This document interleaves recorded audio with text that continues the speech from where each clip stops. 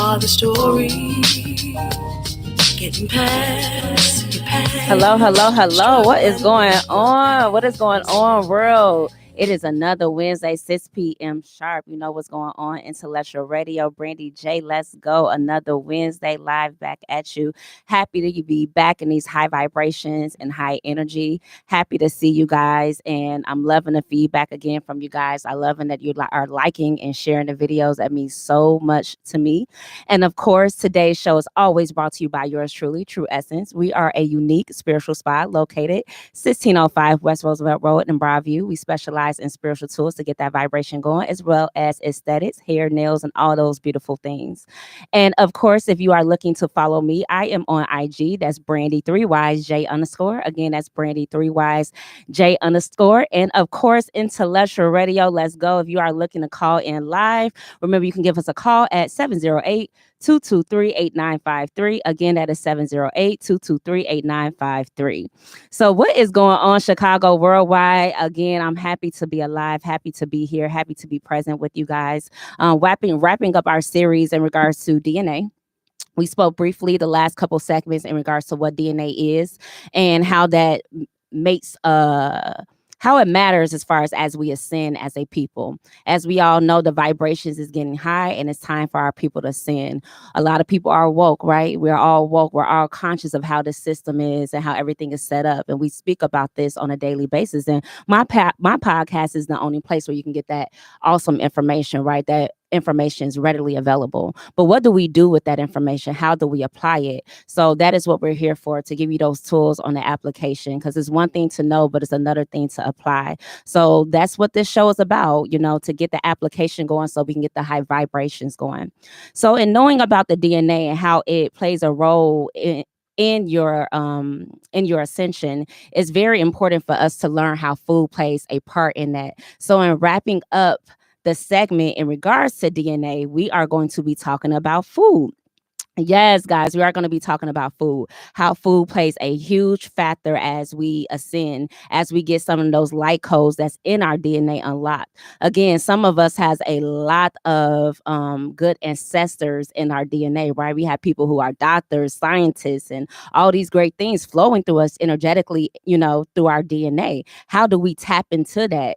We can tap into it through light codes. Well, how do we receive the light codes? The light codes come through your food. The light codes come through the sunlight. The light codes come through meditation. They come through different various ways. And those light codes are meant, which are photons, to basically unlock the DNA, the so-called junk DNA. We already established there's no such thing, right, as junk DNA, because there's nothing that the creator created that it to be junk. It has a purpose.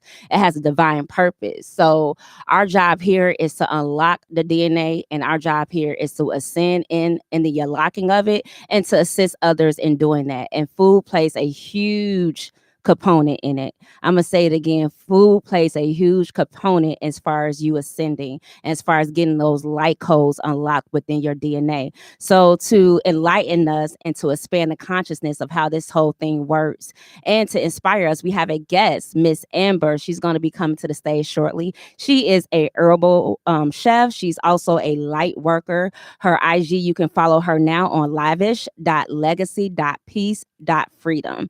And again, that's lavish.legacy.peace.freedom. She's going to give us some great tools and insight on how we can use food to basically assist us in our ascension, and how we can use food to unlock the DNA, and how we can kind of get up out the slumber. And the one thing I love about her is that she meets people where they're at. And as we transcend, we hear about going to being a full vegan and all these things and stuff like that. And it seems overwhelming, especially if you've been eating fried chicken like myself all your life. It's like, that's hard. Like, what? You want me to not do this? You want me to not take that? And one thing I love about her brand is that she's learned how to cultivate what we are currently doing, the mind condition that we're currently in, and how to integrate a new lifestyle, a new way, without making us feel incompetent or feeling like we're not good enough, or man, veganism is not for me. No, you have to meet people where they're at, and I love how her brand coincides with that. So without further ado, we're going to be bringing her on in a few minutes. But in the interim, if you guys have any questions, feel free to lock in and give us a call. Again, 708-223-8953 on Intellectual Radio. Your girl Brandy J will be right back with you. Love you guys. Be right back.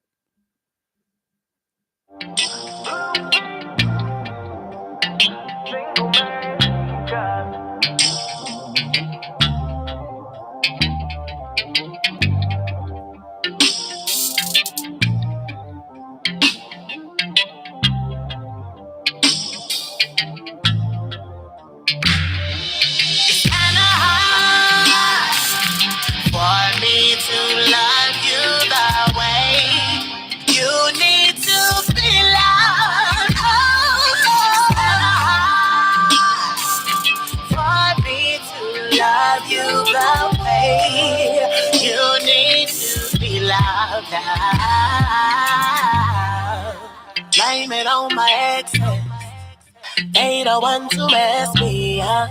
Because of them, it's hard to trust. And I don't think you deserve it. Blame it on my exes. Because of them, I hate you. I be lying, I be cheating, I be doing everything they did. It's not my fault that I can't love, that I can't trust, that I can't. Hello. Welcome back, guys. What is going on? It's your girl Brandy J back in the building, and I have a special guest, Miss Amber. How are you? I am doing wonderful. How are you doing? All is well. I definitely can't complain. Just blessed and grateful. Happy to have you here in the building, bringing us your great consciousness, your great work that you do. So in doing so, please elaborate. Tell us about yourself, your brand, and just how you came to this. So my brand is Lavish, and so with that, I like to promote legacy, peace, and freedom, and that's part of my brand. That's why it's part of my IG, because I want people to know that lavish is a lifestyle, and it goes deeper than having a nice bag or something nice to wear and things like that. It's also about how we interact with everybody else, because we are God in a sense. We are a representation of our Father. And so that's what my brand does. And it helps people to divine their own consciousness and promote legacy within their own community. And that's a thing that I feel like a lot of people kind of forget. Like, we like to tell people that we shouldn't do this, or our community should look like this. But how are we going back and really showing people how to live these kind of lives, and how to take our newfound education and our newfound abilities and unlocking them for the whole community to have access to? Absolutely. I love that. How to put the application down. Yes, absolutely. So I mentioned to our guests is that you are a herbalist. Yes. Herbalism is my thing. Mhm. I've always loved to cook. And as I've got into spirituality, I learned about herbs, and then the beauty of how I can take everyday things that my husband and my mom love to eat, and now I can just add herbs to them as a different layer of flavor, take away from the salt and things like that, and open them up to new things that they didn't even know that they were capable of doing, but through food. Absolutely. So herbs is another way of healing, correct? Yes, it's another way of healing and getting nutrition into our bodies that we wouldn't normally get, because we are used to having fast food on hand really fast and things like that. And we don't always get those nutritions based on the way we cook our foods, but to be able to cook them the same way that we love to eat them, but to add that extra layer of depth into them. Absolutely. So last week we were wrapping up in regards to DNA, and I thought it was great to conclude with you, because we speak about sun gazing, we speak about meditation, we speak about how to kind of retrain the subconscious mind and all of those things, but food plays a huge component in this thing. And just as you briefly touched, it's just herbs can do so much greatness to our body as far as healing properties, and it because we eat so much things that are not good. So speak about, how do you feel like the food affects the DNA? By just when the way our food is processed, having processed food in general. We have people that aren't living the best conditions at home, and now they go to work and they work in these factories where they're not being appreciated, they're not being valued, and now all of this anger, animosity, and lack is going into our food. We're selling it up and we're selling it to people. And not only are we selling it to people, these companies that come in and give us these foods, they're not doing anything for our communities as well. So it's not, the energy field is not being recycled in a healthy way for us. And a lot of people don't talk about that. Even if I go to my local vegan restaurant where it's a high vibrational food, I'm being told, but if the people that work there don't want to be at work, and the boss isn't like catering to the fact that, yeah, I'm at work, but I'm struggling at home and things like that, that frequency is still locked into our food. Man, I love that, man. And we can elaborate that on days, but it kind of coincides with even the food that we eat, how the animals are being tortured, because we understand that we are energy, and in being made of energy, we have an energetic field that's attached to us. And to your point, if you are walking around sad, despair, disgruntled, even if you are eating healthy food, that energy is being passed on. And unfortunately, that affects our mood, and that affects a lot of things, just like tortured animals. Some people don't realize why they're so angry, but you're eating literally a tortured animal every day. That whatever that animal was feeling energetically is being passed on to you. So it just goes to show how scientifical and just how spiritual this thing is. And it goes deeper than what's on the surface. Yeah. Yeah, absolutely. So, briefly, tell me about how we can make food work for us energetically. Can we start to speak to our water, to our food? Should we start to grow our own food? Should we start to see about having more resources within our community to expand the consciousness of people, and enlighten them on how food really should work? Just give us some ideas in regards to that. I want to say the first thing comes with, as our grandmas used to say, praying over your food. Absolutely. It goes, you can start there, and, praying over what we do have to be able to look like, be grateful and things like that. That's why your grandma say, don't go eating that food. You ain't prayed over it, to give thanks and homage to those animals that have sacrificed their lives for us to be able to eat comfortably and things like that. To be able to raise that vibration of that animal right then and there, to give thanks to it. And then, being able to cultivate our own food and things like that. But first we have to start in the schools and educating kids on the process of their food and things like that, and having more programs for kids to know, like, it starts with the kid. Yeah, Because if I can know myself about how important it is to eat healthy and things like that, that's why I cook at home, but my kids still want McDonald's and things like that, because they're being subconsciously taught, like, quick food, they want it now, they want it to taste a certain way. But to start at school, to be able to introduce them to healthier options in the schools. And I love Michelle Obama for introducing us to that in our communities. But the one thing she forgot to do is to educate people about where the food comes from. Why are we making this change? Because it didn't look as they wanted to in high school. Because growing up during that period where the school food changed, a lot of people did end up eating, and now we have hunger. Kids going home and being hungry and things like that. So it's important to educate people as well about those programs. So not just changing, like saying, like, don't eat this, don't eat that, or things like that, but educating people on why it is important to eat these vibrational foods. Because, if I want courage and, things like that, God put time here for us, and using that herb not only for its medicinal purposes, but also its spiritual purposes, because God created everything for us in an energetic way as well. Absolutely. And I just love what you said. It's one thing knowing that the food is good, but it's one way of seeing the details behind everything, how, you grow the food, how the sunlight hits the food, how it needs the water, and everything allows you to appreciate and value things more. And when you understand how your body is uniquely made and how food is here to assist you with your body, I feel like disease is, again, dis-ease in a body. Disease is dis-ease in a body, and the body really does have the ability to heal itself. That God gave us all the tools that we need to really heal itself. It's just we don't know how to maybe take a fast and take a break, and knowing how to pay attention to the body, knowing how to pay attention to the disease that's showing up in our body before it fully transmute into a full disease like cancer, like this or like that. Paying attention to, hey, am I a little sluggish now? Am I eating at the right times? Am I doing this at the right time? Am I exercising enough? So, in speaking about that, do you feel like there's a set time that we should eat? Is there a set way that we should train our body to be able to detox itself? And when is the best opportune time to eat during the day? Yeah, it all depends on who you are as a person. That's what people also have to take into account too.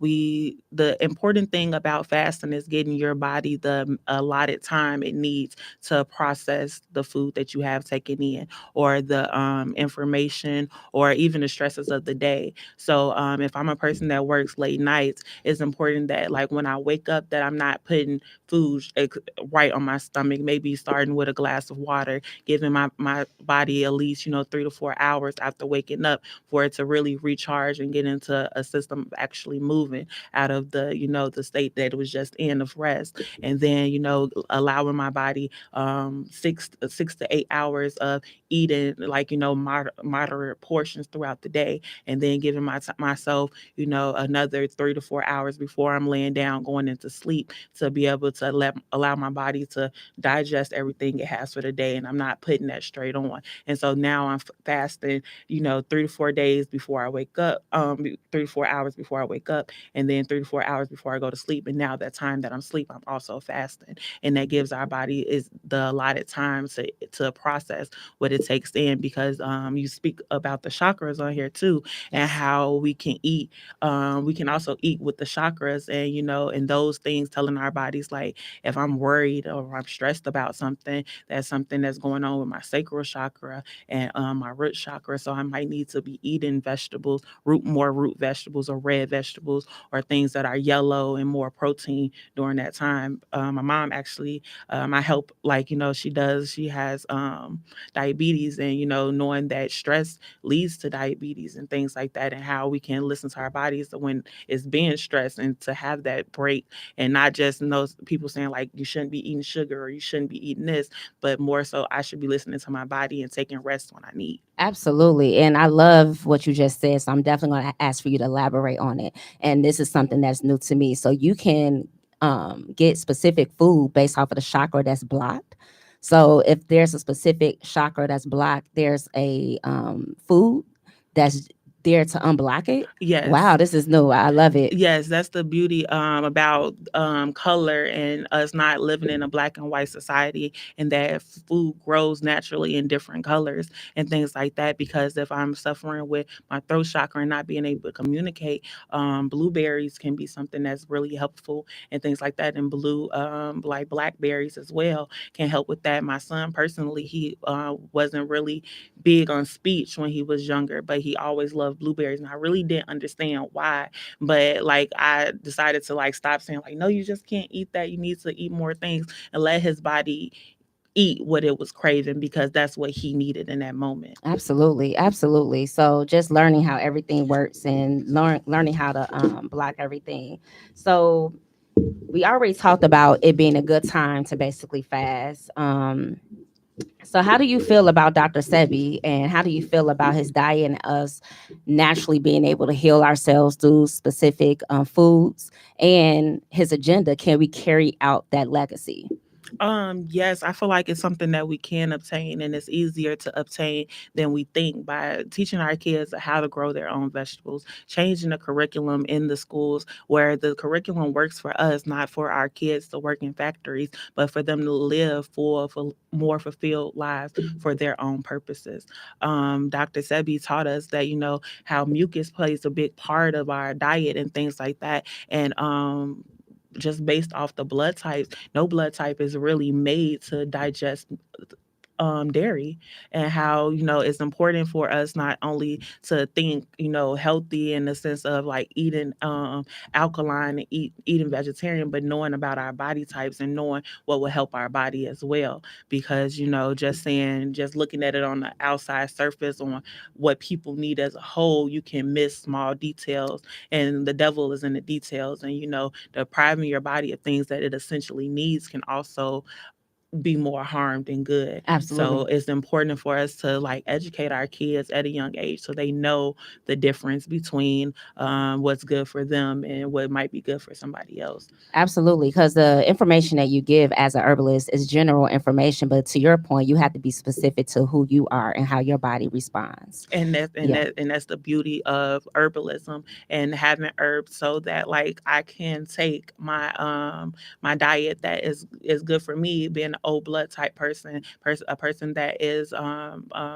supposed to eat meat, and meat is beneficial to my blood type, but to be able to say, okay, I know that like because of the way the world works and the things that are going on with the meat sources and things, how I can add herbs to that to make it to round out my diet and round out my nutrition and health. absolutely. So you mentioned briefly is that knowing your blood type actually assists you with knowing what your body, how it processes food. Yes. So, what would you say? Because most people don't know their blood types, and if they are privy to that information, they don't know what to do with it. So, what would you say is the best way to kind of start for someone who's just getting in tune with that type of information? Just a routine visit to the doctor. We don't like sometimes we like to take medicine and doctors and say no, it's not bad, but everybody has a purpose. God gave this person this knowledge for a reason, and just going there to know a base of where you are and what you could do to help your body, and not necessarily taking the medicines that they prescribe, but also taking the information that they give you and say, how can I do this naturally? How can I look at this in a different way? And that's how I found the beauty of herbs, just having regular issues and being like, okay, how can I combat this naturally without taking a medicine that may help, but if I stop taking it, it's gonna affect me more than I was before I took it. Absolutely, absolutely. Even touching on some of the medicines, because we realize there's so many hands in that pot. You have the doctors who's getting money, the pharmaceutical companies, the hospitals. So they're literally building their wealth off of our illness. And certain illnesses can be combat through herbs, through just speaking with certain people, learning, relearning different bad habits. But we have a codependency sometimes on certain medicines. We go to the doctor and they prescribed us something. We feel like we're locked into that. So, what would you say to encourage someone to be able to say, hey, I'm taking this information from this doctor, but I also, too, want to be able to do things naturally and be able to not so much rely on the systems. I feel like we rely on the system way too much. And quite honestly, they're taking our money, taking our resources, and using it really against us. So, how can we kind of switch the script a little bit? By being patient with ourselves, Okay. because we have to realize we go to the doctor, we get this diagnosis. To us, yesterday I was healthy and today now I had this ailment. No, this ailment happened over time, and so it's going to take time to reverse it. And that's what we need, and that's where the pharmaceutical companies have gotten us, is because we don't want to wait for results. We want everything fast, we want everything now. If I have diabetes and I have all of these ailments, I want the ailments to be fixed now. I have a cold, I don't want to be coughing and things like that, because people looking at me a certain way, instead of allowing my body to naturally cough, naturally get rid of the mucus, naturally do this and things like that, and using herbs to help that natural process of my body healing itself and not being codependent. And now when I'm using these natural remedies over time, every day, and it's a part of my lifestyle, now I don't have to worry about getting sick. And if I do get sick, it's something that's cleared up within a day, and I've gotten my time back and I've gotten them quick results, because now my body is used to a more natural way of Yeah, because doing it. you train your body the organic way. So whereas it might start off a little slower, meaning if you take that antibiotic, it's going to come quick like a microwave.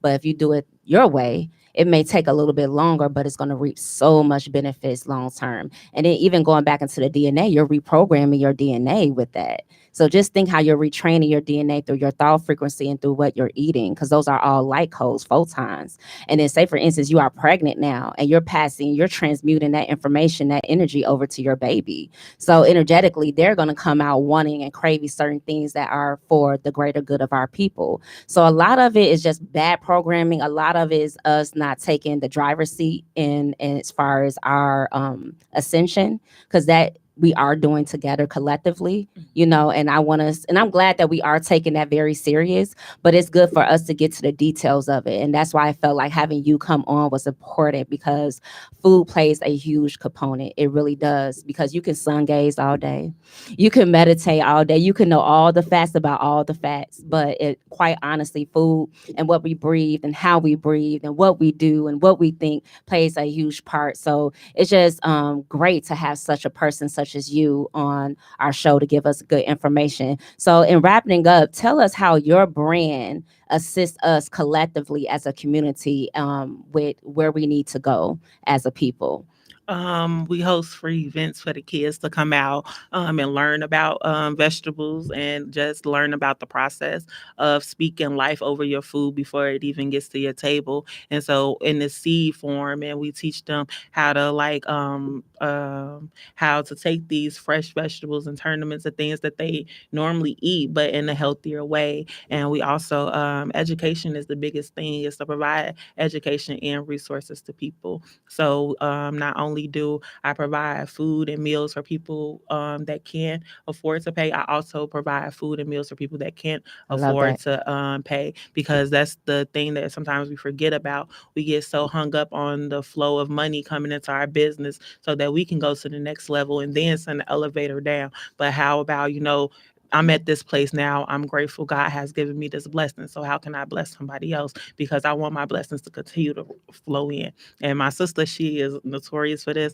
On Thanksgiving, she would fix everybody plate because she like, I don't want to block my blessings. I'm picking up all the blessings that I can. I ain't mad at her. And those are the beauty of sharing that with our community. And Give it back. and sometimes we can talk to people about how God is real and things like that, and go out and preach and disciple side. But if somebody can't physically see God being real, because I'm praying for a hot meal to eat, I'm praying for resources for my kids or resources for my family, like, how can we really raise the vibration of everybody if we're forgetting about the people that the world has forgotten about? Absolutely, absolutely. And I think that's where you naturally blend in the herbalist, being that, and also being a light worker, because in being a light worker, you're consciously thinking about the spirit and how that transmute to us and with food and everything. So you have people who talk about what to eat, what not to eat, low on sodium, low on this, but they don't know about the beauty of speaking to your food, like you said. Yeah. Like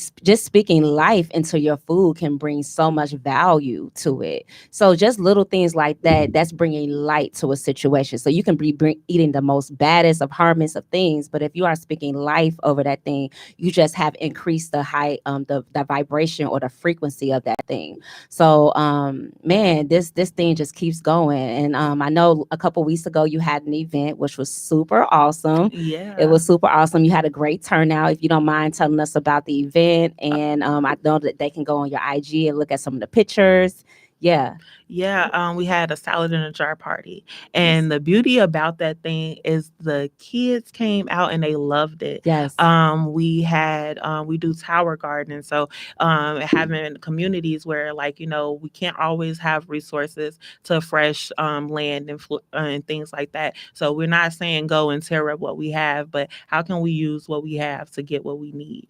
So we taught them about tower gardening and how they can use hydroponics and using water, and water is a vessel to speak so much life and so much beauty into your world. And so we had fresh greens that we had harvest from the tower garden, and we showed the kids how they could put their salads in these cool jars, and it could look like a rainbow with all the different vegetables and things, and the kids really enjoyed it. Yeah. And it was parents, I was like, oh my gosh, I could put a salad on my kid plate and they're not gonna eat it. But it was the beauty of the kid being able to say, I want this in my food. I want that. And sometimes we be like, no, you don't like that. And no, no, no. And we be so hesitant to give our kids things, but to allow them that beauty of creating their own food, and is more of a colorful thing to them. It's more of a visual thing for them. And it can get them to eat a whole lot of different things that we didn't think they would eat. Absolutely. I totally love it. I know my girls loved it. I know they absolutely loved everything about it, the jars and everything. And it's something about with kids and their creativity when they're able to see their old food, to see how it grows, to see the colors and see the vibrations and just appreciate and value it more. And even us as adults, when you have a garden outside your home and you pick in your own garden and you're tilling your own land, you just have a deeper appreciation for the earth, a deeper appreciation for what's going into your body. So this is just such a beautiful time to be alive, such a beautiful time for a business such as yourself to be out here, especially as we are ascending, because all of us want to become ascended masters. But in order to master something, we have to learn how to apply it. And that's where shows like you come into play. So please, before we wrap it up, please give us your information about your IG and where everybody can follow you. Yes, so you can follow me on IG at lavish.legacy.peace.freedom. And that's what our brand is: promoting legacy, promoting peace, and promoting freedom to everybody, no matter your circumstances or where you come from. Absolutely. I love it, guys. Please make sure you go follow. And of course, your girl Brandy J is on IG. That's Brandy 3YJ_. Of course, it's always brought to you by True Essence. We are Unique Spiritual Spa, 1605 West Roosevelt Road in Broadview. And we are on Intellectual Radio. Let's go. I appreciate you guys tuning in another Wednesday live. And I just appreciate everything that you guys are doing. Make sure you like and share this video. Make sure you get the vibrations going. Make sure you tune in to Miss Amber. And we're going to continue to vibrate high. We may even have an event at our facility soon. So we will keep you in tune with that. Until then, check us out next Wednesday, 708-223-8953. Love you guys. Intellectual Radio, Brandy J. Let's go. One time. For the babies on the south side, the east side, the west side.